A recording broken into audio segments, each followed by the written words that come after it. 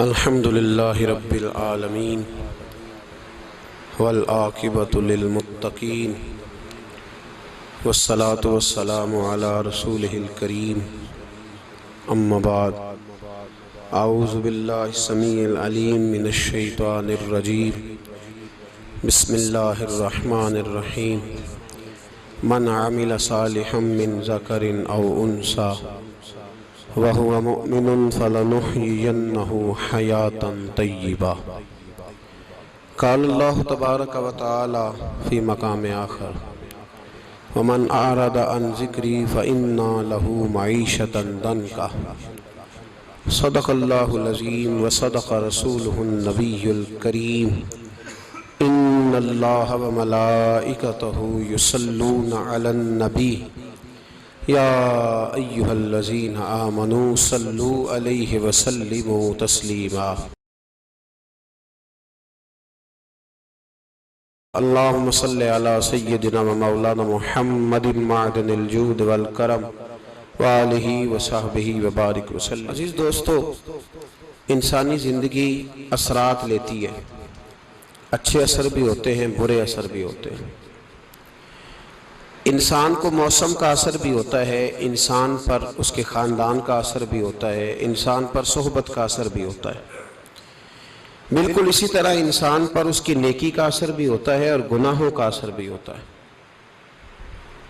نیکی دل کو سکون دیتی ہے، گناہ انسان کو پریشان کر دیتے۔ نیکی اللہ کی رحمت کو متوجہ کرتی ہے۔ پھر حالت یہ ہوتی ہے کہ انسان اپنی ان پریشانیوں کا حل کہیں اور ڈھونڈتا پھرتا ہے، حالانکہ جب گناہوں کی بیماری لگے تو اس کی شفا توبہ میں ہوتی ہے، اس کا حل اللہ کے حضور معافی مانگنے میں ہوتا ہے، پہچاننے میں ہوتا ہے کہ مجھ سے کہاں غلطی ہو گئی، کس جگہ جا کے کمزوری میں نے دکھائی۔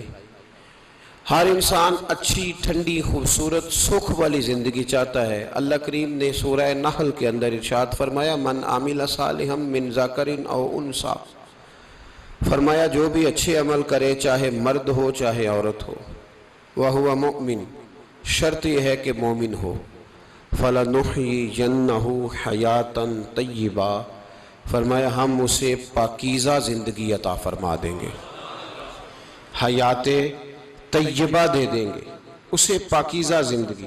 شرط کیا ہے؟ من عاملہ صالحہ، نیک عمل کرے۔ کون سے عمل کرے؟ اٹھنا بیٹھنا، کھانا پینا، چلنا سونا جاگنا محتاط ہو اس کا، وہ نیکی کرے۔ قرآن پاک کے لفظوں کے حسن پر غور فرمائیے گا، فرمایا فَلَنُحْيِيَنَّهُ حَيَاةً طَيِّبَةً، ہم ضرور اسے پاکیزہ زندگی عطا فرما دیں، صاف ستھری زندگی، معیاری زندگی، خوبصورت شب و روز، آئیڈیل زندگی جس کو لوگ کہیں گے، وہ والی زندگی اسے دیں۔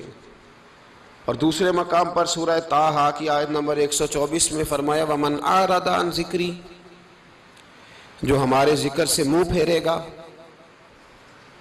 جو ہمارا کھا کے چہرہ کسی اور طرف کرے گا، جو چلے گا ہماری زمین پر لیکن توجہ کسی اور طرف ہوگی، آسمان کی چھت ہماری بنائی ہوئی لیکن اس کے خیالات کہیں اور ہوں گے، فَإِنَّ لَهُ مَعِيشَةً ضَنْكًا، فرمایا ہم اسے تنگ زندگانی عطا کر دیں گے، اس کی زندگی تنگ ہو جائے گی، اس کی معیشت تنگ ہو جائے گی۔ گناہ زندگی کو تنگ کر دیتے ہیں، نیکی زندگی میں آسانی پیدا کرتی ہے۔ آپ کو اگر زندگی میں سکون چاہیے ہو تو آپ کسی غریب کی خدمت کر کے دیکھیں، اللہ کتنا سکون عطا کرتا ہے۔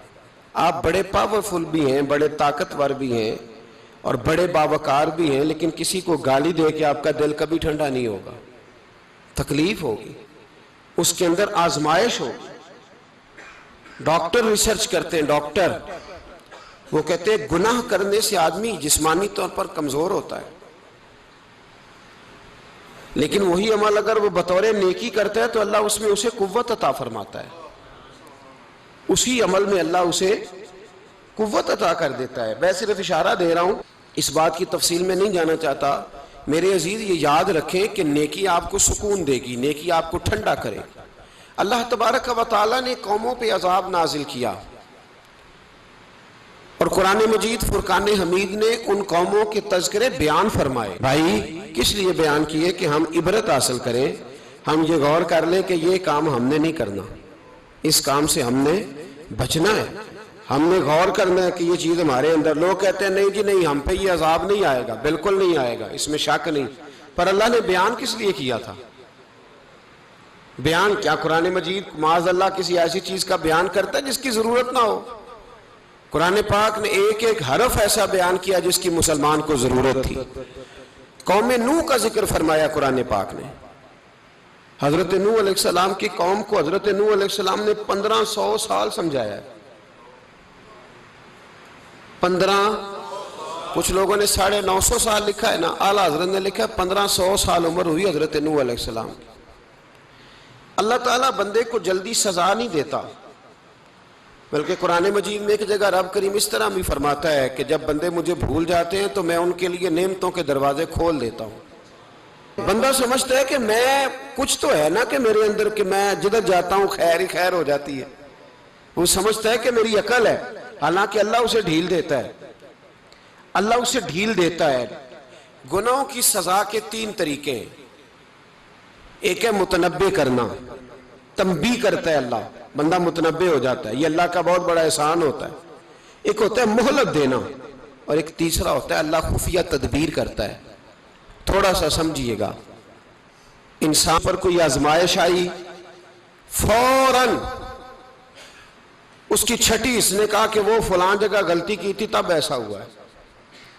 ہوتا ہے نا کئی دفعہ، آواز آتی ہے نا اندر سے، چلیں بول دیں کچھ نہیں ہوتا آپ کو، اللہ جانتا ہے یہاں کوئی کچھ نہیں کہے گا آپ کو، اور ہماری تو ویڈیو بھی نہیں گھومتی، یعنی خبر بھی نہیں ہو کہ کس نے ہاں کر دی کس نے نہ کر دی۔ آپ بغیر ٹینشن کے بات چیت کریں، آج کچھ نہیں ہوتا ہے انشاءاللہ تعالی۔ آتی ہے اندر سے آواز؟ میں آپ سے اس لیے ان چیزوں کی تصدیق کراتا ہوں کہ باقیوں کو بھی آتی ہے کہ نہیں، اس لیے تصدیق۔ کبھی کوئی کسی جگہ انسان پریشان ہوتا ہے تو محسوس کرتا ہے کہ وہاں مجھ سے ہوتا ہے نا جی، جس کو یہ نصیب ہو جائے بڑا خوش نصیب آدمی ہے۔ حضرت مولا علی فرماتے ہیں اگر تجھے دنیا میں سزا مل گئی تو بچ گیا ہے، سمجھ پھر اللہ کرم کرے گا، آخرت میں سزا نہیں دے گا۔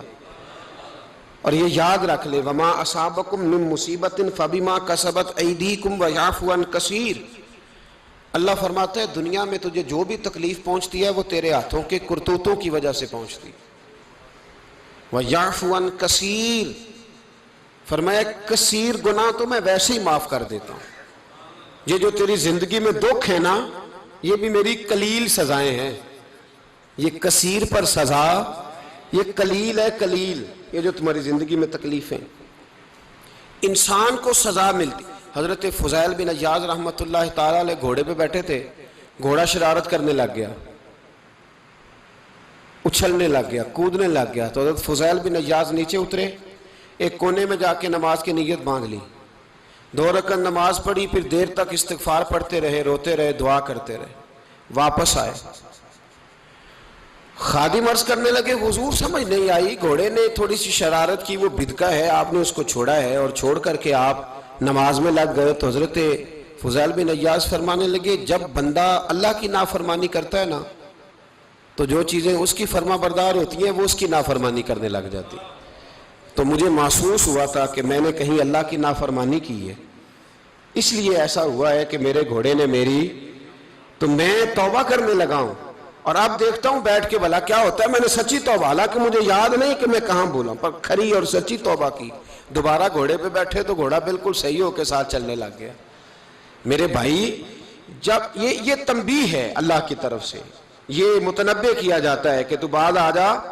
بہت ساری جگہوں پہ انسان کو وقتی طور پر اگر سزا مل جائے، نبی پاک علیہ السلام کی خدمت میں ایک صحابی آئے، بات مضبوط کر دوں، واقعہ سنایا ہے نا تو کچھ لوگ سمجھتے ہیں کہ یہ واقعہ ہے، تو میں ایک حدیث پاک امام بہقی کی لکھی ہوئی عرض کرتا ہوں۔ نبی پاک علیہ السلام کے ایک صحابی آئے اور ان کا سر پھٹا ہوا تھا، خون بہ رہا تھا۔ سرکار نے فرمایا کیا ہوا؟ عرض کی حضور ایک عورت جا رہی تھی، میری نظر پڑی، ابھی نظر پڑی ہے کہ میرے آگے ستون آ گیا تو میرے سر پہ لگ گیا۔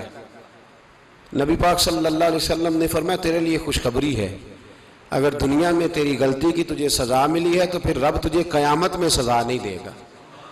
پھر اللہ قیامت میں سزا، بعض گناہ ایسے ہیں جن کی یہاں بھی سزا ملے گی اور وہاں بھی ملے، لیکن میرے بھائی پہلی بات یہ ہے کہ اللہ تعالیٰ اس غلطی کی یہی سزا دے لے اور دعا فرمائے اللہ تبارک و تعالیٰ یہاں بھی معافی عطا فرمائے وہاں بھی معافی عطا فرمائے، اللہ درگزر ہی فرمائے.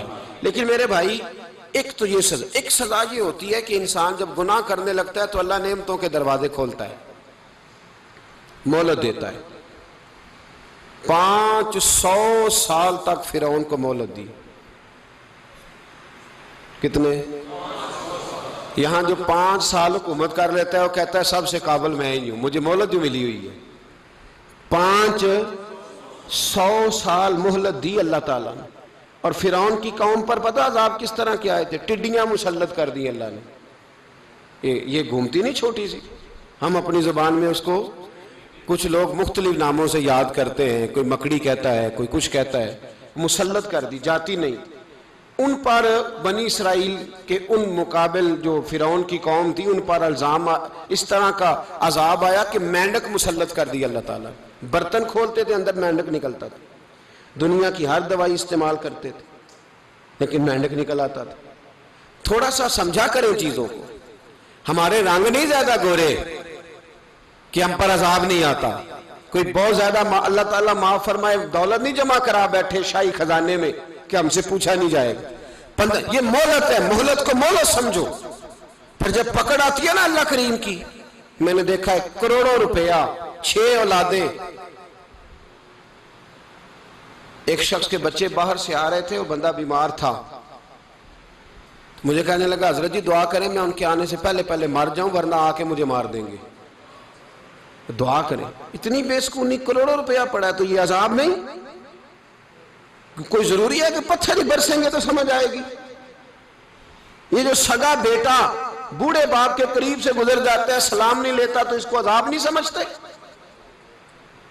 یہ جو امت کی بیٹیاں، امت کی بچیاں، ہماری بچیاں ایک سال کے اندر 75 76 ہزار بچی ایک ڈویژن سے بھاگ کے شادی کر رہی ہے اور ایک صوبے سے، تو اس کو آپ اللہ کا عذاب نہیں سمجھتے؟ یہ معمولی بات ہے. نہیں ہمارے رنگ ہو رہے ہیں، ہم بڑے سمارٹ ہیں. 1500 سال مہلت دی نوح علیہ السلام کی قوم کو. کتنے سال؟ بول کے بتائیے، بول کے دوبارہ بولیے. 1500 سال.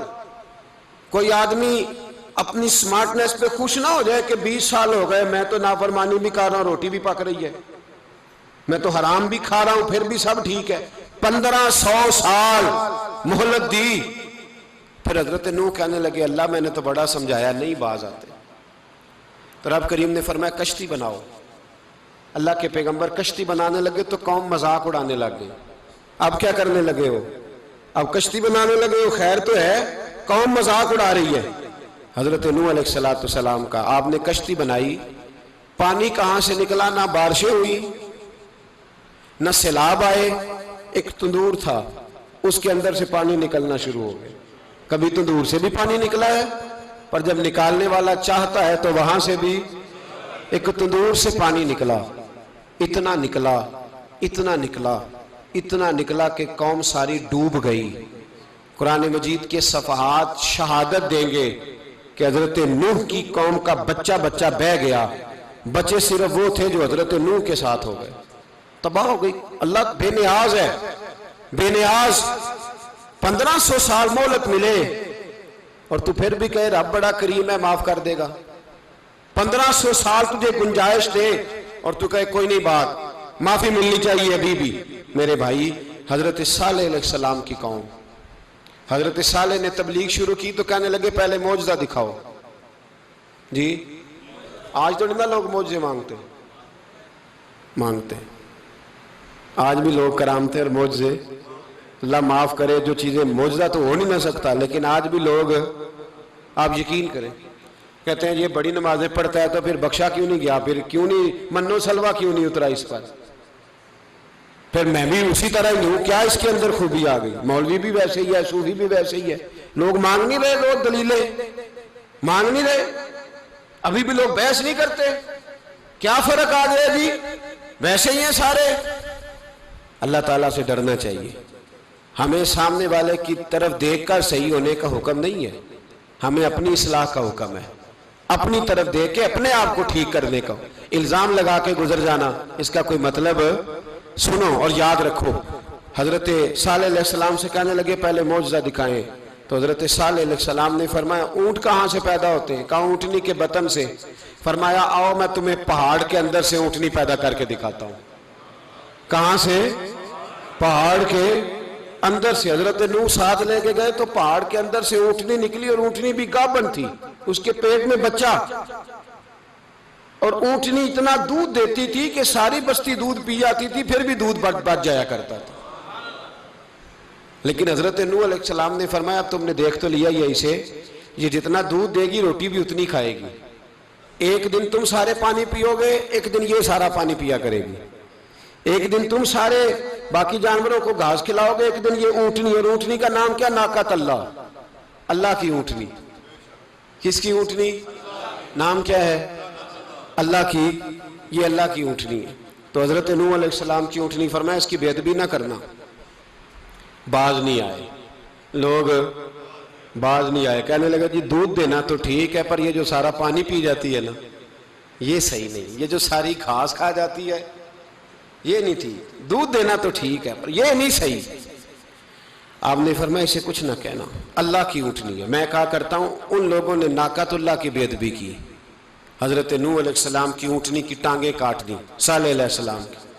اور دیکھو اللہ بڑا بے نیاز ہے، اگر پیدا کرنا جانتا ہے تو حفاظت کرنی نہیں جانتا، لیکن رب کریم نے فرمایا نہ کرنا۔ انہوں نے ان کے پیر کاٹ دیے، کانوں پہ چھریاں لگائیں۔ اونٹنی جب مر گئی، اونٹنی اللہ تبارک و تعالیٰ کی وہ اونٹنی جب مر گئی تو حضرت صالح علیہ السلام کی قوم پر رب کریم نے زلزلہ بھیجا۔ اذا زلزلت الارض زلزالہا، جب زلزلے آئیں گے اور جب ان کا زلزلہ آنا زلزلہ آتا ہے نا، کیا کرتی ہے قوم؟ لا الہ الا اللہ، لا الہ الا اللہ، کلمے جاری ہو جاتے ہیں۔ بلکہ ایک دفعہ ایسا بھی ہوا کہ مسجدوں میں اعلان ہونے لگے زلزلہ آ رہا ہے، جو فجر کے لیے نہیں اٹھے زلزلے کے لیے وہ بھی اٹھ گئے، جن کا دعویٰ ہے نا میری سویرے آنکھ نہیں کھلتی، ان کی لگی نہیں کتنے گھنٹے، بعد میں بھی نہیں لگی، ٹی وی پہ اعلان ہوتے رہے کوئی نہیں آ رہا سو جاؤ چپ کر کے، لیکن آنکھ لگی۔ موت سے تو ڈرتا ہے، اللہ سے ڈرتا ہی نہیں، موت کا خوف ہے رب کا نہیں۔ زلزلہ آیا، ساری قوم تباہ ہو گئی۔ بتاؤ اگر ناقۃ اللہ کی گستاخی ہو تو اللہ ناراض ہو جاتا ہے، اور اگر اولیاء اللہ کی ہو، اگر اولیاء اللہ کی ہو تو رب ناراض نہیں ہوتا؟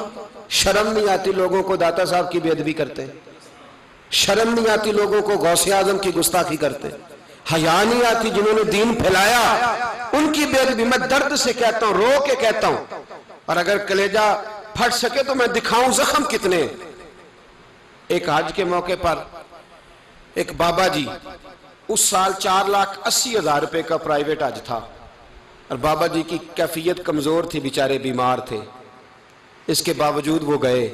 بوڑھے آدمی، جا کے بیٹھیے، بزرگ، اور کتنی مشکل ہے وہاں منا، مزدلفہ، عرفات، طواف زیارت، کتنا مشکل کام ہے طواف زیارت کرنا، طواف وداع کرنا۔ کس کٹھن سے حج کیا، بڑھاپے میں پیسے بھی لگائے، اور جب وہ روضہ رسول پہ گئے صلی اللہ، اور انہوں نے جا کے نبی پاک صلی اللہ علیہ وسلم کے روضے کی طرف منہ کر کے درود شریف پڑھا تو ایک ملا نے اٹھ کے کہہ دیا تو مشرک ہے۔ تو میری روح کانپی، میں نے کہا تجھے شرم نہیں آئی، حیا نہیں آئی؟ اس کی عمر دیکھ، کس بڑھاپے میں کہاں سے چلا، کہاں آیا۔ یہ مشرک ہوتا تو کسی مندر میں جاتا، یہ مشرک ہوتا تو کسی گرجے میں جاتا، یہ مشرک نہیں، یہ مومن ہے، اور یہ وہ والا مومن ہے جس کے سینے میں دل جب دھڑکتا ہے تو خالی دھڑکتا نہیں، ساتھ وہ محمد عربی پہ درود و سلام بھی پڑھتا ہے۔ شرم نہیں آتی لوگوں کو؟ اتنی بڑی گستاخی کرتے، جو روضہ رسول پہ آیا مشرک ہے۔ میں نے جو ایک مولوی کو صاف صاف کہا تھا، میں نے کہا اگر میں مشرک ہوں تو نکالو، مشرک کا داخلہ تو یہاں ویسے ہی منع ہے۔ شرم نہیں آتی؟ اپنی زبان کا ایک پاس کرو کچھ۔ اتنا ظلم، اتنی بڑی فرقہ واریت امت میں، اتنا امت کو تقسیم کرتے ہو، تمہیں شرم نہیں آتی؟ جہاں سے اتحاد کا پیغام دینا چاہیے وہاں سے تم لوگوں کو فرقے کا پیغام دیتے ہو، ایک مقصود فرقے کی تبلیغ کرتے ہو. خدا را تو میں کہہ رہا ہوں ناقت اللہ کی بے ادبی پہ عذاب آتا ہے تو اولیاء اللہ کی بے ادبی پہ نہیں آتا. داتا صاحب ساری زندگی تبلیغ کرتے رہے، ایک آدمی نے اٹھ کے کہہ دیا جناب وہ تو شرک کا اڈا ہے، تو رب کریم ناراض نہیں ہوتا ان باتوں سے؟ ہمیں خیال کرنا چاہیے، اللہ سے ڈرنا چاہیے. ان چیزوں سے عذاب آتا ہے اور آ رہا ہے. اللہ تعالی ہمیں محفوظ فرمائے. اللہ ہمیں اس سے، قوم لوط پہ بھی عذاب آیا. ہم جنس پرستی، مرد مردوں سے بدکاری کرتے. حضرت نوح نے سمجھایا کہ یہ کام درست فطرت کے خلاف ہے، یہ کام درست نہیں. جب انسان یہ کام کرتا ہے تو زمین اور آسمان کانپتے ہیں. اب میں کیسے کھول کے بتاؤں، میرے پاس اعداد و شمار ہیں کہ پاکستان کے اندر اس کام کی کیفیت کیا ہے اور کس طرح کر کے لوگ، میں تو رونا روتا رہتا ہوں داڑھی کا. لوگ کئی دفعہ کہتے ہیں حضرت صاحب پہلے بھی آئے تھے تو داڑھی کی بات، پھر بھی آئے تو داڑھی کی بات. تو میں رونا روتا ہوں، اس لیے روتا ہوں کہ جو کلین شیو نوجوان ہوتا ہے وہ امرد کے حکم میں ہے، اس پر وہی حکم لگتا ہے جو عورت پہ لگتا ہے. اس کے ساتھ مرد کا اٹھنا بیٹھنا اسی طرح ناجائز ہے جس طرح عورت کے ساتھ. حضرت جنید بغدادی رحمت اللہ تعالیٰ علیہ کے سامنے ایک شخص نے کہا وہ کتنا خوبصورت نوجوان جا رہا ہے، تو آپ فرمانے لگے تو حافظ قرآن نہیں؟ کہا ہاں. فرمانے لگے جا اپنے حفظ کی خیر بنا. وہ شخص کہتا ہے میں نے اس بغیر داڑھی والے کلین شیو نوجوان کو بری نظر سے دیکھا، مجھے قرآن پاک ہی بھول گیا، سارا قرآن پاک بھول گیا. اور کتنے سال میں دعائیں کرتا رہا، بیت اللہ کے طواف کرتا رہا، میں یاد بھی کرتا تو نہیں ہوتا. کیسے اب تو ہمارا نعت کہاں بیوٹی پارلر سے ہو کے آتا ہے، ہم کسی اور کو کیا پیغام دیں؟ وہ پیغام، وہ نظام، وہ طریقہ کار جس کا حکم تھا شریعت میں. قوم لوط پر عذاب آیا. صحیح بیٹھتے ہوں گے بچے جو موٹر سائیکلوں پہ بیٹھتے ہیں. میں نے گجرانوالہ کی سڑکوں پہ بچوں کو، نوجوانوں کو جو تماشے کرتے سرے عام دیکھا ہے تو مجھے ڈر لگتا ہے. اور کوئی روکنے والا نہیں، شغل ہو رہا ہے، ہنس رہے ہیں اور سامنے عورتیں بھی ہیں، سب ہو رہا ہے. کتنی تکلیف کی بات. حضرت نوح کی قوم یہ کام کرتی تھی، قرآن پاک نے بیان کیا ہے. حضرت نوح نے سمجھایا، فرمایا رب کریم نے تمہیں اپنی خواہش پوری کرنے کے لیے جائز طریقہ عطا فرمایا، عورتوں سے نکاح کرو، اور اس نکاح کی برکت سے جو اللہ تمہیں اولاد دے گا اس کو اللہ تبارک و تعالیٰ تمہارے لیے باعث بخشش بھی فرمائے گا. لیکن جب قوم نہ مانی تو جو قوم میں لوط کا عمل کرے اس کا علاج قرآن نے بیان فرمایا کہ آسمان سے پتھر برسیں گے. پھر پتھر برسے اور جن کے بڑے بڑے اچھے دماغ تھے ان کے دماغ چکنا چور کر دیے گئے، تباہ کر دیے گئے، ان کے دماغ زمین پر بچھاڑ دیا گیا. اللہ مہلت دیتا ہے لیکن اس کا مطلب یہ نہیں کہ انسان توبہ ہی نہ کرے. حضرت شعیب علیہ السلام کی قوم پر بھی عذاب آیا، اس لیے کہ بددیانتی کرتی تھی، ناپ تول میں کمی کرتی تھی. میں نے کہا تھا شب قدر کی رات کہ یہ کوئی تماشا ہے کہ شب رات آئی تو ساری رات روتے رہے یا اللہ معاف کر دے، یا اللہ معاف کر دے، رو رو کے چیخے مار مار روئے. شب قدر آئی تو پھر چیخے ماری، ساری رات روئے. تو جس بندے کا پروگرام ہی نہیں سویرے بدلنے کا، دکان پہ بیٹھ کے پھر وہی ناپ تول میں کمی، پھر وہ اللہ تعالیٰ معاف کرے. میں ایک مضمون پڑھ رہا تھا تو وہ فوڈ کے اسپیشل لوگ تمہیں لکھا تھا مہربانی کرو ملاوٹ ہی اچھی چیز کی کر لو، مرچ میں کیری تو نہ ملاؤ اینٹوں کی، وہ تو بیمار کرتی ہے، وہ تو خون کی آنتوں کو روک دیتی ہے. وہ کہنے لگا، اور وہ کہتا ہے میں تمہیں بتاتا ہوں کون کون سی چیز ملائی جا سکتی ہے، وہ ملا لو. خدا را اس قوم پہ رحم کرو، مہربانی. ایک دوست ہے ہمارے، میں وزیر آباد میں ان کے گھر بیٹھا تھا تو ایک میڈیکل، میرا کسی شخص پہ اعتراض کرنے کا میں مجموعی بات کرتا ہوں. میں ایسے ڈاکٹروں کو جانتا ہوں جو اللہ تعالیٰ فضل کرے سچ مچ کے نیک ہیں، اچھے لوگ. تو بچے کا میڈیکل سٹور ہے تو والد بیمار ہو گیا تو وہ کہتا ہے ابا جی ڈاکٹر صاحب نے کہا آپ کو ڈرپ لگنی ہے. تو سگے باپ کو ڈرپ لگانے لگا تو باپ کیا کہتا ہے پتر تیری مہربانی مینو کوئی اصلی لائی، وہ نہ لائیں جڑی لوکاں نو لانا ہے. اب وہ پیار سے سنا رہا ہے بات. میں نے اسے کہا کہ یہ تو ڈوب مرنے کا مقام ہے نا، ڈوب مرنے کا مقام، کہ جس ملک کے اندر دوائی بھی صحیح نہ بکے، اصلی نہ ملے دوائی بھی، اور پھر وہ قوم کہے کہ ہم نے تو پورے روزے رکھے. ہم نے تو بڑا صدقہ اور خیرات کیا، دوائی بھی اصل نہ ملے۔ جناب شعیب علیہ السلام کی قوم ناپ تول میں کمی کرتی تھی، تو اللہ تبارک و تعالیٰ نے ان پر بتا عذاب کس طرح کا بھیجا، شدید گرمی ہوئی۔ اللہ ہمیں محفوظ فرمائے، سارے آمین کہہ دیا۔ دیکھیں کتنا اچھا موسم کر دیا رب کریم، اللہ ہمیں محفوظ فرمائے، اللہ رحمت فرمائے۔ شدید گرمی کی لہر آئی، باہر اتنی گرمی ہوئی کہ لوگ اپنے گھروں میں گھس گئے۔ جس طرح سورج کی شعائیں گھروں کے اندر داخل ہو جاتی، اس طرح گرمی کی لہر اندر داخل ہوئی۔ اور جس طرح کسی کو آگ لگ جائے تو وہ آدمی اچھلتا کودتا ہے نا، اس طرح یہ لوگ اچھلنے لگے اور اچھل کود کے مر گئے۔ جرم کیا تھا؟ ناپ تول میں کمی کرتے۔ حضرت داؤد کی قوم بھی تباہ ہوئی، جرم کیا تھا؟ ہفتے والے دن مچھلیاں نہیں پکڑنی تو یہ پکڑتے تھے۔ حکم ہے نا مسلمان کو نماز کے ٹائم کوئی اور کام نہیں کرنا، نماز پڑھنی ہے۔ میرا خیال ہے مسلمان تو فٹافٹ آ جاتے ہیں، سارے ہی پہنچ جاتے ہیں نا مسجدوں میں۔ ہلکا ہلکا بول رہے ہیں آپ، کیوں نہیں پہنچتے؟ اگر حضرت سیدنا، اور پتہ انہیں سزا کیا ملی؟ اللہ نے فرمایا اس ٹائم عبادت کرنی ہے، کام نہیں کرنا، وقت نہیں ہے کام کا۔ انہوں نے مچھلیاں پکڑی، 12,000 لوگ تھے، پتہ ہے مالک نے سزا کیا دی؟ بندر بنا دیا اللہ کریم۔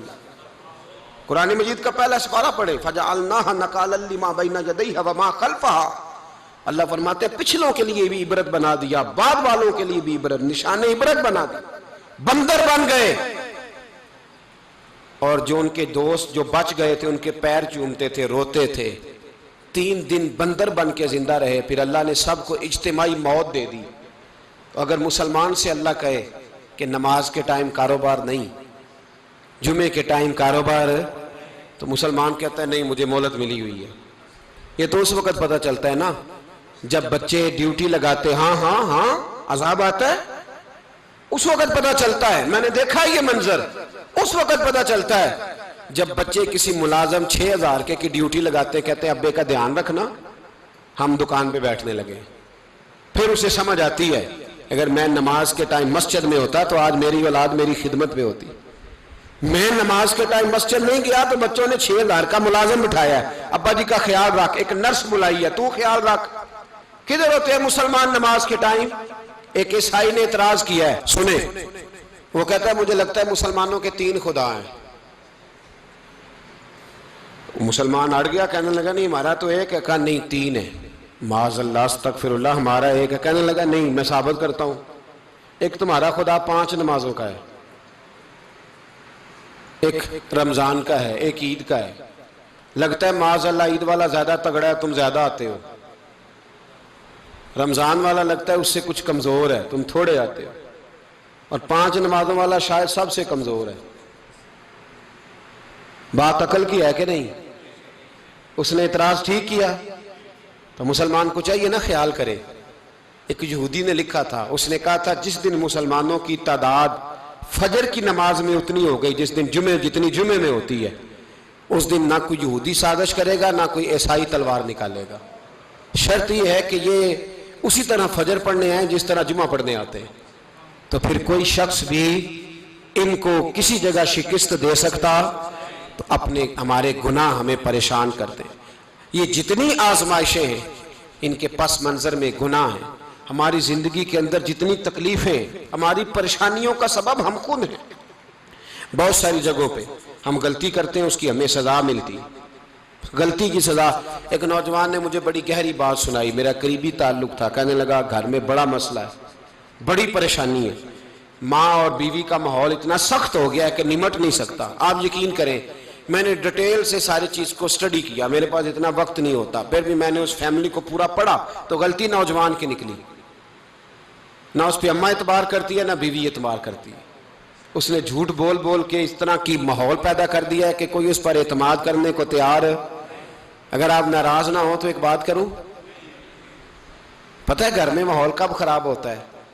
باہر والے ہماری تقریر سنتے ہیں، گھر والے ہمارا عمل دیکھتے ہیں۔ جب وہ دیکھتے ہیں نا کہ یہ کس طرح کا شخص ہے، اس کے رویے، اس کا کردار، اس کا لب و لہجہ کتنا برا ہے اور یہ کردار کا کتنا کمزور ہے۔ اعلیٰ حضرت فرمایا کرتے تھے نیک وہ ہوتا ہے جس کی تنہائی صاف ستھری ہوتی ہے، اس لیے ماحول بگڑ جاتا ہے۔ یہ جو ہم کہتے ہیں نا میرے سجن بڑے بنتے ہیں پھر ٹوٹ جاتے ہیں، کچھ لوگ ایسے ہوتے ہیں جو ان کے پاس جاتا ہے انہی کا ہو جاتا ہے، وہ کہیں اور کے قابل کیوں بھلا؟ اس لیے کہ ان کے کردار میں ٹھنڈک دیکھتا ہے، ان کے لب و لہجے میں مٹھاس دیکھتا ہے، اس شخص میں اتنی خوبصورتی دیکھتا ہے کہ اسی کا بن جاتا ہے۔ حضرت ابراہیم بن ادم کے پاس ایک نوجوان آیا، کہنے لگا میں گناہ کرنا چاہتا ہوں۔ فرمانے لگا بالکل کر، اللہ کا دیا ہوا رزق کھانا چھوڑ دے اور گناہ کر۔ کہنے لگا یہ نہیں ہو سکتا۔ فرمانے لگے چل پھر اس طرح کر، رب کی زمین پہ نہ رہ، کسی اور کی زمین پہ چلا جا۔ کہنے لگا یہ بھی نہیں ہو سکتا۔ فرمانے لگے چل اللہ کی چھت سے نکل جا۔ کہنے لگا یہ بھی نہیں ہو سکتا، تو آپ رو پڑے۔ فرمانے لگے پھر جناب اسرائیل جب آئیں تو ان سے کہنا مجھے 2-3 سال کی مہلت دے دے، پچھلی میری گناہوں میں گزر گئی، میں ذرا 3 سال عبادت کر لوں۔ تو وہ شخص بھی رونے لگا، کہنے لگا حضور وہ مہلت نہیں دیتے، وہ جب لینے آتے ہیں تو پھر لے کے اللہ تعالیٰ نے جب انسان بنانا چاہا نا تو جناب جبریل کو کہا مٹی لے کے آ زمین سے۔ حضرت جبریل نے مٹی پہ ہاتھ ڈالا تو باقی کی مٹی رونے لگ گئی، اسے جدا نہ کر۔ تو جناب جبریل چھوڑ کے چلے گئے۔ حضرت میکائیل کو بھیجا مٹی لا، مٹی پہ ہاتھ ڈالا تو باقی کی مٹی رونے لگ گئی، چھوڑ کے چلے گئے۔ جناب اسرائیل کو بھیجا، مٹی پہ ہاتھ ڈالا تو باقی کی رونے لگ گئی، چھوڑ کے نہ جاؤ۔ تو حضرت اسرائیل فرمانے لگے تیرا رونا دیکھو کہ رب کا حکم دیکھو۔ وہ لے گئے، جب پیش کی تو رب کریم نے فرمایا اسرائیل جان نکالنے کی ڈیوٹی بھی تیری، تو مٹی کو لے آنا، باقی مٹی روتی بھی رہے تو روتی رہے، جب میرا فیصلہ آ جائے تو پھر اس میں کوئی گنجائش، ہم کھاتے بھی اللہ کا ہیں، نافرمانی بھی اس کی کرتے، زمین پہ بھی اس کی چلتے ہیں، نافرمانی بھی اس کی کرتے، حکم کسی اور کا مانتے، چھت پہ رب کریم کی رہتے۔ اس طرح نظام نہیں چلتا۔ میرے بھائی یاد رکھ لو، گناہوں کی سزا ملے گی، زندگی تنگ ہو جائے، یہاں بھی آزمائش ہوگی اور وہاں بھی۔ میں نے درس پہ کہا تھا، پھر بات کہتا ہوں، یہ میں اپنے لیے کہہ رہا ہوں، توجہ ہے میری بات پر۔ دعا فرمایا کرے کہ جو کچھ ہم نظر آتے ہیں اللہ ہمیں ویسا بننے کی توفیق بھی عطا فرما۔ اللہ ویسا بننے کی، یہ مشکل معاملہ ہے، مشکل۔ دیکھیں نا ایک آدمی سیاستدان ہے، اس نے بڑے اچھے نعرے لگائے، انقلاب آ جائے گا، میں غریب کا بھلا کر دوں گا، میں یتیموں کے سر پہ ہاتھ رکھوں گا، میں مجبوروں کی مدد کروں گا، میں دکھیوں کی مدد کروں گا، مزدوروں کو۔ اس نے اچھے اچھے نعرے سکھائے، اچھا اس نے پیغام دیا، اندر اس کے یہ تھا کہ اقتدار ملے گا تو مرضی کروں گا۔ لوگ اس کے گرد بھی گئے، اس کی گاڑی کے پیچھے بھی بھاگے، لوگوں نے اس کے نعرے بھی لگوائے، جیب سے پیسے لگا کے اس کے پوسٹر بھی شائع کیے، لوگ اس کے گرویدہ ہو گئے، لوگوں نے پوری، اور میری قوم نے تو بیچاری نے کئی دفعہ دھوکے کھائے، جس نے نعرہ لگایا غریب اسی کے پیچھے مسیحا بن کے چل پڑا۔ آج دھوکہ دے لیا، لوگوں کو پیچھے لگا لیا۔ یہ بتاؤ اگر راز کھل جائے، اگر راز کھل جائے کہ یہ دھوکہ دے رہا ہے، یہ فریب کر رہا ہے، تو لوگ اس کا کیا حال کریں گے؟ یہ راز قیامت میں کھل جائے گا، قیامت میں یہ راز یہ کھل جائے گا، یہ دھوکے باز تھا۔ اذا زلزلت الارض زلزالہا، جب زلزلہ آئے گا جیسے اس کا آنا ٹھہرا، واخرجت الارض اثقالہا، زمین اپنے بوجھ باہر نکال دے گی۔ اس سے مراد کیا ہے کہ زمین پہ جو جرم ہوئے زمین بتا دے گی، باہر نکل آئے۔ وقال الانسان ما لہا، انسان کہے گا اسے کیا ہوا، یہ تو سب کچھ بتا رہی، بوجھ باہر نکال دے گی۔ ایک آدمی پیر طریقت بن کے بیٹھ گیا، جبہ کبہ پہن کے، بڑی پگڑی باندھ کے بیٹھ گیا، اچھی اچھی نیک باتیں بتانے لگا، لوگ اس کی دست بوسی کرنے لگے، ہاتھ چومنے لگے، پیچھے لگ گئے، خدمت کرنے لگے، جیب سے نذرانہ دینے لگے، اس کے نام پر لوگ اپنی جیب سے لنگر پکانے لگے، خانقاہ کی خدمت ہونے لگی، مہمان اس کے آتے، نوکری کوئی اور کرتا۔ میں نے کہا تھا شاید اپنے لیے کہہ رہا ہوں، ڈیوٹیاں لوگ کرنے لگے، حالات بدلنے لگے، لیکن اس کے اندر تو چور تھا، وہ تو دکاندار تھا، تو یہاں جو اس کے پیچھے لگے تھے وہ تو سچے تھے، انہیں تو اجر ملے گا، لیکن اس کا جب راز کھلے گا تو بڑی رسوائی ہوگی، اس کا جب راز کھلے گا تو بڑی۔ ایک میری طرح کا دیندار تھا، جو چہرے کا تو نیک تھا، اندر پتہ نہیں کیا کچھ تھا۔ ایک طوائف گزر رہی تھی، اس نے اس کو تبلیغ کر دی، کہنے لگا بس کر دے، سیانی بن جا۔ تو کسی دانشور میں لکھا ہے اس نے بڑا سخت جواب دیا، اس عورت نے کہنے لگی بابا میں تو جو ہوں وہ نظر بھی آ رہی ہوں، تو بتا جو تو نظر آتا ہے وہ تو ہے کہ نہیں؟ اس بندے نے چیخ ماری اور بے ہوش ہو کے گر پڑا۔ تو لوگوں نے کہا بابا آج کسی صوفی کا کلام سنا ہے جو بے ہوش ہو گیا؟ تو اس نے کہا نہیں، آج طوائف کی بات سنی ہے، طوائف کی۔ اور وہ عجیب بات کر گئی ہے، وہ کہہ گئی ہے میں تو جو ہوں میں نظر آ رہی ہوں، تو بھی تو بتانا، تو بتانا کہ تو دستار امامت پہنتا ہے۔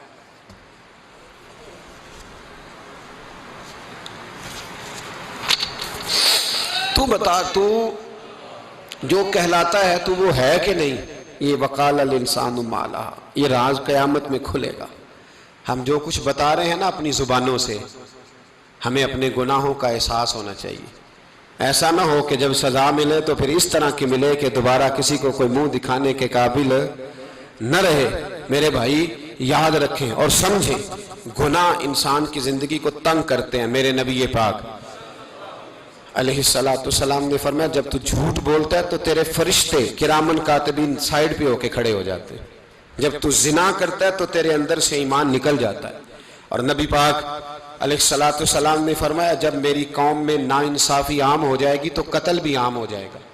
اور سن لو لکھ لینا یہ حدیث دل کی تختی پر، نبی پاک علیہ السلام نے فرمایا جب میری قوم میں بے حیائی اور بدکاری عام ہو جائے گی تو دو سزائیں اللہ دے گا۔ ایک تو جوان موتیں آئیں گی، جوان بچے کچھ بھی نہیں دیکھا چلے گئے، اور دوسری سزا اللہ یہ دے گا کہ ایسی بیماریاں آئیں گی جن کا علاج نہیں ملے گا، ایسے امراض پھوٹ پڑیں گے۔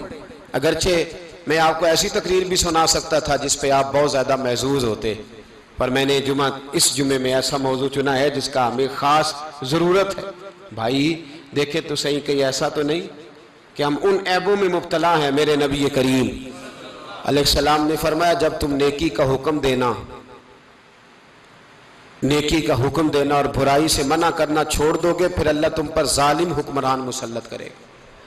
اور اگلے لفظ اس سے بھی زیادہ سخت ہیں، محبوب فرمانے لگے پھر تمہاری نیک لوگ دعائیں بھی کریں گے تو اللہ وقتی طور پر ان کی دعاؤں کو بھی قبول نہیں فرمائے گا، اس لیے کہ تم لوگوں نے نیکی کا حکم دینا اور بھلائی سے روکنا چھوڑ دیا۔ عزیزو یاد رکھو جب گناہ عام ہوتے تو پھر حالات بدلتے اور لوگوں کو سزا ملتی ہے ان کے گناہوں کی، بلکہ یہاں تک لکھا ہے کہ نیت خراب ہو تو سزا شروع ہو جاتی۔ کیا خراب ہو؟ بولیے گا۔ نیت بھی خراب ہو تو سزا۔ حضرت رومی کہتے ہیں کہ ایک بادشاہ کو پتہ چل گیا کہ ایک آدمی نے بڑا اچھا باغ لگایا ہے، خوبصورت باغ ہے، مالٹے کا کنوں کا باغ بڑا پیارا۔ بادشاہ نے کہا ذرا جا کے دیکھتا ہوں۔ بادشاہ سلامت باغ دیکھنے آئے تو اب وہ مزدور آدمی تھا، عام آدمی تھا جس نے باغ لگایا، کسان تھا، اس کو کہا کہ چند کنوں توڑ کے لایا تو بڑے پیارے لگے، ایک دو اور لایا، کھائے، بڑے میٹھے، بڑے پیارے، بڑے توانا، بڑا مزہ آیا۔ تو بادشاہ کے دل میں خیال آیا کہ اس پہ قبضہ نہ کر لوں باغ پہ۔ ہمارے ہاں نا کرائے پہ دکان دیتا نا مالک، تو جب کسی غریب کی چل جاتی ہے کہتا ہے تو خالی کر، میں نے خود ڈال لی ہے، چل گئی نا اس کی۔ حالانکہ رزق اپنے اپنے نصیب کا ہے، رزق اپنے اپنے نصیب کا ہے، جس کو اللہ تعالیٰ چاہتا ہے عطا کرتا ہے۔ تو اس کو کہا کہ اور توڑ کے لا، اور دل میں خیال ہے کہ یار اتنا اچھا باغ ہے قبضہ کر لیتے ہیں، ہماری حکومتیں قبضہ کر لیتی ہیں کہ جو چیز اچھی لگ جائے۔ اب وہ کسان دو تین کنوں توڑ کے لایا، اس نے کھائے تو کھٹے نکلے، ترش تھے۔ کہنے لگا تجھے کیا ہو گیا ہے؟ تو بندہ بڑا صاحب دل تھا، کہنے لگا میں تو ٹھیک ہوں، آپ اپنی نیت سے پوچھیں کہیں خراب تو نہیں ہو گئی۔ تو کنوں میں بھی اس کا اثر آ گیا ہے، اپنی نیتیں بگڑ جائیں نا، نیتیں۔ اب ایک بات کہنے لگا ہوں، غور سے سننا، جب تک دو بھائی اکٹھے کاروبار کرتے ہیں نیت ہوتی ہے کہ ہمارا گھر چلے گا، تب تک اللہ برکت دیتا ہے۔ اور جب اپنی اپنی جیبیں سمیٹنے لگ جاتے ہیں نا کہ یہ میرا 5000 ہے آج میں گیا تھا اگرائی کرنے، یہ میرا 10000 ہے آج میں نے محنت زیادہ کی، جب وہ ٹٹولنے لگتے ہیں پھر اس دکان سے بھی برکت اٹھ جاتی ہے، پھر وہاں سے بھی برکت چلی جاتی ہے۔ فَإِنَّ لَهُ مَعِيشَةً ضَنْكَ، فرمایا جب تو میں منہ پھیر لیتا ہے پھر تیری زندگی اللہ تنگ کر دیتا، پھر وہاں سے بھی برکت، خوبصورتی، اثر اٹھ جاتا ہے۔ ایک سنار نے گلی میں ایک یتیم چھوٹے سے بچے کو گھومتے دیکھا تو سنار بے اولاد تھا، بچے کو اٹھا کے گھر لے آیا، 18 سال اس بچے کی پرورش کی، اس کو پالا پوسا، جوان کیا۔ سنار کے پاس وہ دکان پہ چلا جاتا، وہ کئی دفعہ دکان پہ رہتا، کئی دفعہ گھر میں رہتا۔ ایک دفعہ وہ دکان پہ تھا، بچہ گھر تھا، 18 سال کا جوان، اس کی بیوی اکیلی تھی۔ وہ جس نے ماں بن کے پالا تھا اس نے اسی پہ حملہ کر دیا، اس کا بازو بری نیت سے تھاما، بیوی چیخی۔ تھوڑی دیر گزری تو وہ نوجوان پیروں میں بیٹھ گیا، کہنے لگا اماں پتہ نہیں مجھے کیا ہوا۔ شام کو سنار آیا، بیوی چیخنے لگی، چلانے لگی، کہنے لگی آج عجیب بات ہوئی، جس کو میں نے جگر کا خون دے دے کے پالا اسی نے گندی نظر ڈالی۔ سنار محو حیرت ہے، بیوی کا خیال تھا کہ لاٹھ اٹھائے گا، ڈنڈا اٹھائے گا، نوجوان کو مارے گا، لیکن وہ رونے لگ گیا۔ اس نے کہا آج اس نے میرا بازو تھاما ہے، جانے کیا کیا ہے؟ پریشان ہونے لگ گیا، سجدے میں گر گیا، کہا تو بتاتا کیوں نہیں؟ تو وہ سنار کہنے لگا اس کی غلطی نہیں، 18 سال کے بعد آج مجھ پر بھی شیطان سوار ہوا تھا۔ ایک عورت آئی تھی، وہ اپنے بازوؤں میں چوڑیاں پہننا چاہتی تھی تو میں نے بھی گندی نظر سے ہاتھ ڈالا تھا، رب کریم نے مجھے فوراً اس کی سزا دی۔ جن کے گھروں میں بیٹیاں ہوتی ہیں ان کی نظریں گندی نہیں ہوتی، جو بیٹیوں کے باپ ہوتے ہیں، جو بہنوں کے بھائی ہوتے ہیں، ان کی نظریں گندی۔ اور اگر تو ٹیلی فون کرتا ہے، تو کسی عورت کے ساتھ تعلق رکھتا ہے تو یہ بات لکھ لے، امام فخر الدین رازی 1، علامہ اسماعیل حقی 2، ملا جلال الدین رومی 3، امام خازن 4، امام جلال الدین سیوطی 5 حدیث کے استاد اور محدث لکھتے ہیں کہ اگر تو کسی پر گندی نظر ڈالے گا تو تیرا گھر بچ سکتا، یاد رکھ نہیں بچے گا، اس لیے کہ تیری نظر کسی کی بیٹی کو بیٹی سمجھ تاکہ تیری بچی کا پردہ قائم رہے، کسی کی بہن کو۔ یہ کیا بات ہوئی کہ تو جتنا مرضی گند معاشرے میں پھیلاتا رہے تیرا گھر بچا رہے؟ یہ کیسے ہو سکتا ہے؟ فَإِنَّ لَهُ مَعِيشَةً ضَنْكَ، اللہ فرماتے ہیں زندگی تنگ ہو جائے گی تیرے لیے مشکل، تو ڈھونڈتا پھرے گا کہ میں مرنے کو جگہ تلاش کروں۔ سچی توبہ کرے، کھری توبہ کرے۔ یہ گناہ انسان کو مجبور کر دیتے ہیں۔ حضرت عبداللہ بن مبارک رحمت اللہ تعالیٰ علیہ، ان کے سینکڑوں شاگرد تھے، ایک شاگرد کے انتقال کا وقت آیا تو گھر گئے ملنے۔ آپ کہتے ہیں میں نے زور لگا لیا پر اس کی زبان پر کلمہ جاری نہیں ہوا۔ میں اسے کہتا کلمہ پڑھ پر اس کی زبان پر جاری۔ اللہ اکبر، بہت بڑی نعمت ہے، دعا فرمائیں اللہ ایمان کی موت عطا فرمائے، ایمان کی موت دے اللہ کریم، ایمان کی موت دے۔ ایسے بھی لوگ دیکھے ہیں، مسجد نبوی ہے، رسول اللہ کا شہر ہے، سر سجدے میں ہے، روح پرواز کر گئی، روح پرواز۔ کتنا نصیبوں والا ہے، کتنا نصیبوں والا ہے کہ مسجد نبوی میں سر سجدے میں رکھا ہے اور اللہ تبارک و تعالیٰ نے محبوب کے قدموں میں موت عطا فرمائی۔ تو حضرت عبداللہ بن مبارک کہتے ہیں میں نے اس کو کہا کلمہ پڑھ تو اس کی زبان پہ جاری نہیں ہوتا۔ میں بار بار کہتا تو وہ منت کرتا، کہتا حضور میں کوشش کرتا ہوں جاری نہیں ہوتا۔ فرماتے میں پریشان ہو کے اٹھا، ابھی میں دروازے پہ پہنچا تھا اس نے چیخ ماری اور روح پرواز کر گئی۔ بچے رونے لگے، بیوی رونے لگی، تو میں نے اس کی بیوی سے کہا کہ یہ جرم کیا کرتا تھا، اتنا بڑا پاپی پہ کلمہ جاری نہیں ہوا۔ اس کی زوجہ کہنے لگی حضرت جی 2 گناہ تھے اس کے، ایک تو یہ شراب کا عادی تھا، روکتی تھی باز نہیں آتا تھا، اور دوسری بات یہ کہ یہ اپنی اماں کا نافرمان تھا، وہ 2 گلیاں چھوڑ کے رہتی ہے، یہ کبھی ملنے نہیں گیا تھا۔ اس بوڑھی کا کلیجہ اس کی طرف سے بڑی تکلیف میں تھا۔ تو حضرت عبداللہ بن مبارک کہنے لگے جا تو بھی دعا کر اور اس کی ماں کو بھی کہہ دعا کرے کہ یہاں تو یہ کلمہ نہیں اسے نصیب ہوا، اللہ کرے اللہ آخرت کی منزلیں اس کی بہتر فرما دے۔ میرے بھائی ایسے گناہ، حضرت مالک بن دینار نے توبہ کی انہوں نے۔ کس طرح؟ فرماتے میں نشے کا عادی تھا، کسی نے مجھے کہا کہ بطور دوائی شراب پی لو تو میں نے پی لی، نشے کا عادی تھا، شراب پیتا تھا۔ اللہ تعالیٰ نے بڑی منتوں اور کوششوں کے بعد، منتوں کے بعد ایک بیٹی عطا فرمائی، وہ بھی 2.5-3 سال کی ہوئی تو پردہ کر گئی۔ کہتے میں اس کی قبر پہ بیٹھ کے گھنٹوں روتا، شراب کا عادی تھا۔ ایک دن سویا تو خواب دیکھتا ہوں کہ میرے پیچھے ایک بڑا سانپ لگ گیا ہے، اور سانپ جب منہ کھولتا ہے تو انگارہ نکلتا ہے۔ میں پھر دعا کرتا ہوں اللہ ہمیں معاف فرمائے، اللہ ہم سے درگزر۔ میں کچھ قبرستانوں میں جاتا ہوں تو میں سانپ بچھو پھرتے ہوئے دیکھتا ہوں، اور ڈر آتا ہے کہ ہم یہاں آنے والے ہیں۔ یہ لوگ کہہ رہے ہیں کہ تمہاری تیاری ہے، کسی وقت بھی اعلان ہو جائے گا کہ چلو بھائی چلو، فلاں صاحب کا جنازہ ہے، اٹھو۔ لوگ کہتے ہیں جلدی کرو، اور ایک کونے میں ایک شخص یہ بھی کہتا ہے کہ دیگ بھی رکھ لو، مہمان بڑے جمع ہو گئے۔ اور ایک کونے میں لوگ یہ بھی کہتے ہیں کہ برف ٹھنڈی لے آؤ، لوگوں نے پانی بھی پینا ہے۔ پہلے اعلان ہوتا ہے کہ فلاں فوت ہو گیا، پھر اعلان ہوتا ہے جنازے کا ٹائم ہو گیا، پھر اعلان ہوتا ہے جنازہ اٹھایا جائے گا، اور پھر بات ختم ہو جاتی ہے۔ پھر کل من علیہ فان، پھر کوئی نہیں پوچھنے آتا، ختم ہو گئے، قصہ ہی ختم ہو گیا۔ ان لوگوں کی کہانی مٹ گئی، ختم ہو گئے، بڑے بڑے کج کلا، کوئی پوچھنے والا نہیں۔ موت کا راج ہے موت کا راج، موت راج کرتی ہے بس، اور کسی کا راج نہیں۔ وہ راج کرتی ہے، جدھر جاتی ہے اسی کا راج ہے، راج کر رہی ہے۔ تو حضرت مالک بن دینار کہتے ہیں قبرستان میں نے دیکھا، میں خواب دیکھتا ہوں بڑا اژدہا، اس کے منہ کے اندر آگ، میرا پیچھا کر رہا ہے۔ کہتے ہیں میں خواب دیکھ رہا ہوں، میں دوڑا، لیکن وہ اژدہا جب میں دوڑا تو میرے آگے آ کے کھڑا ہو گیا۔ میں مشرق کو دوڑا تو وہاں بھی آ گیا، مغرب کو دوڑا تو وہاں بھی آ گیا۔ جناب مالک بن دینار کہتے ہیں ایک بوڑھا شخص کمزور مجھے بچانے آیا، پر اس اژدہا نے پھونک ماری تو وہ بوڑھا آدمی دور جا گرا۔ کہتے ہیں میں چیختا تھا، چلاتا تھا، ایک پہاڑی پہ میں بھاگا گیا تو وہاں مجھے میری بیٹی ملی، مجھے فوت ہو گئی۔ وہ اس اژدہے کے آگے اس نے یوں ہاتھ کیا تو اژدہا پیچھے بھاگ گیا۔ میں نے بیٹی کو گود میں اٹھایا، میں نے کہا بیٹی یہ کون تھا؟